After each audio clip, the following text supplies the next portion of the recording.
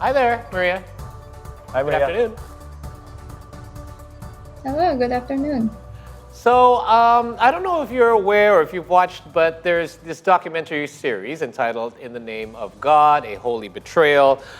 Basically, it's about religious cults in South Korea. Some people or organizations have taken advantage of others for their benefit in the name of their own religion. So, what do you think about this from a psychologist's point of view? I'll admit that I haven't actually seen the series because I think it's something I have to mentally prepare for considering the content in it. True. But I have seen documentaries with similar themes in the past, particularly around cults located in the United States. I think just generally, it's always terrifying to know that such levels of abuse and violence actually exist in the world. And what's more, the producer claimed what was portrayed in the series was only 10% of the horrors that occurred in reality. So I can only imagine how bad things were for the people involved there. From a more professional perspective, though, I think this can be one of the many valuable learning opportunities for people to have a deeper understanding of what can happen within cults. I hope that people could have more compassion for both those who have decided to speak up about their experiences and those who are still trapped within the cult itself. It can be very difficult to break away from cults since they're inherently designed to manipulate people into staying. Right, and we hear that word a lot, manipulation, manipulating, and of course that, again, I haven't seen this docu-series too myself, and again, after talking about it, this in the beginning of the program now that Paul's mentioning it, that he's watched the first episode, it's really intriguing to me that to watch it when I come home tonight. But what, Maria, if there's anything that we should do to prevent believing in people who only want to take advantage of us, of course, we're talking about cults here. Things like that are very, very prone to happen. Yeah, well, cults tend to look for individuals that can be easily broken. So they will go out of their way to look for holes in our defenses. Our vulnerabilities can include anything from situational factors such as illness, the death of a loved one, a breakup, or any other major transitional periods that places a lot of stress on us. But it can also be individual factors, whether it's unresolved trauma, learning disorders, and the likes. All of these can make us susceptible to being recruited into a cult. Overall, I think it just goes to show how important it is to have awareness over cults and how they work in the first place. And we will also benefit from having strong critical thinking skills and media literacy, as well as a reliable support network that can keep us grounded when we're faced with stressful times, which will lessen our level of vulnerability as a whole.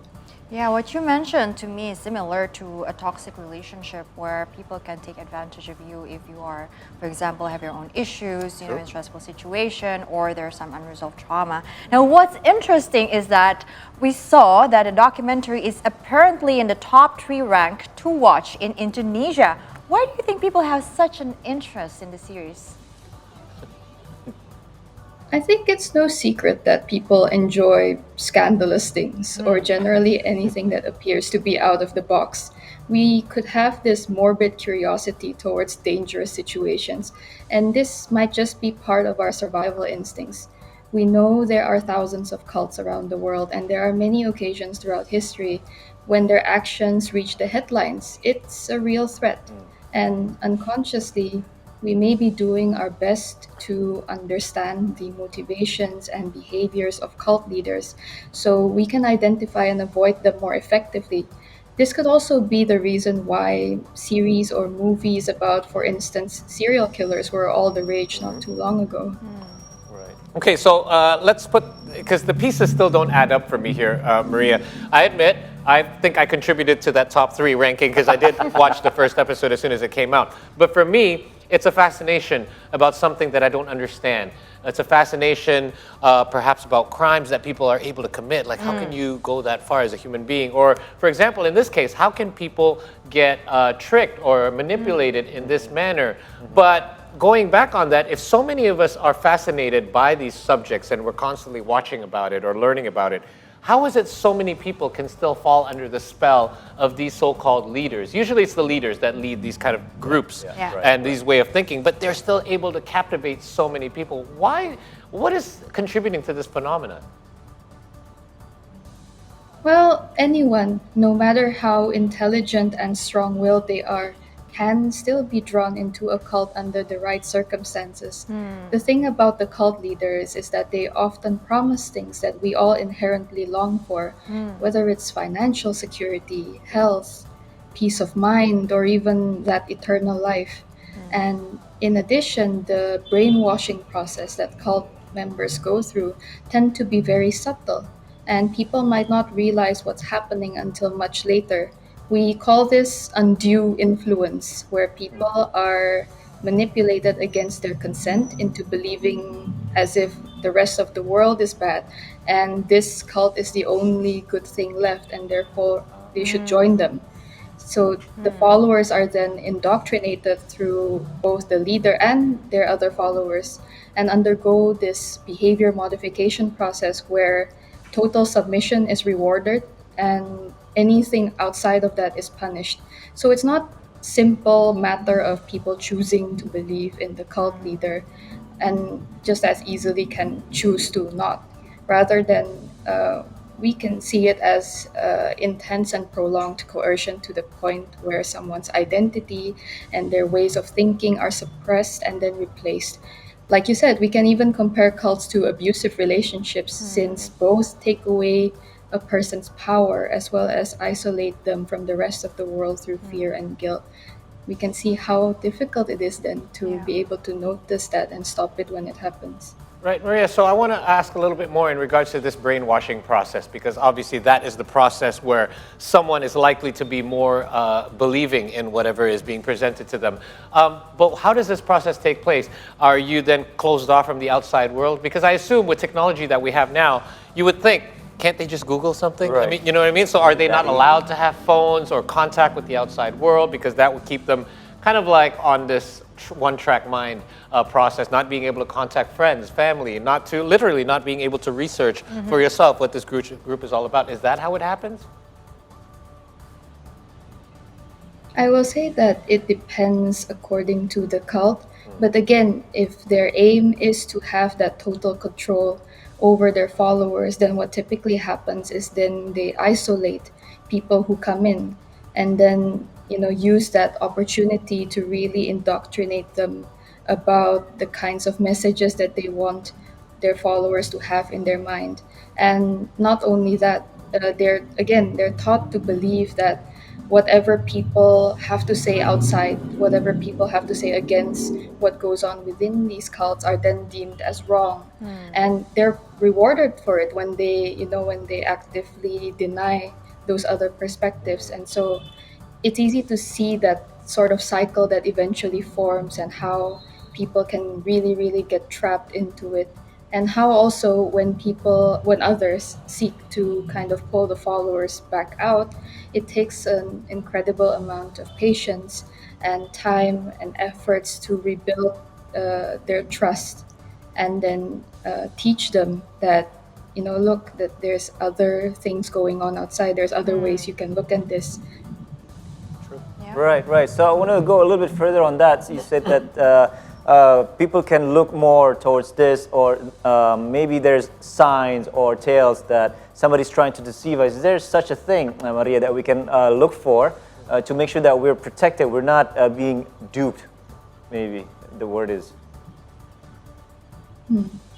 So apart from just being wary about all the potential signs of what cults and cult members are like, I think in general we can really benefit from understanding that communities as a whole, no matter what they are, and the thing about that is that people assume that cults are only religious in nature, when in reality cults can have different types. They can be political in nature, they can be centered around conspiracy theories, they can be multi-level marketing Hello. in Yep. nature, or they might go through exploitation through sex trafficking and the likes.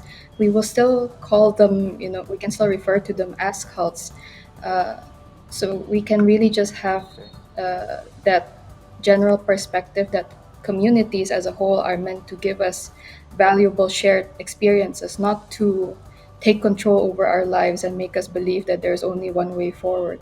So when that happens, it's always beneficial again to have that sort of strong support network and that ability to access our critical thinking skills and reflect back on the kinds of messages that we're receiving. Yeah, and in relation to what you said, it's not only about religion, right? It can be many things.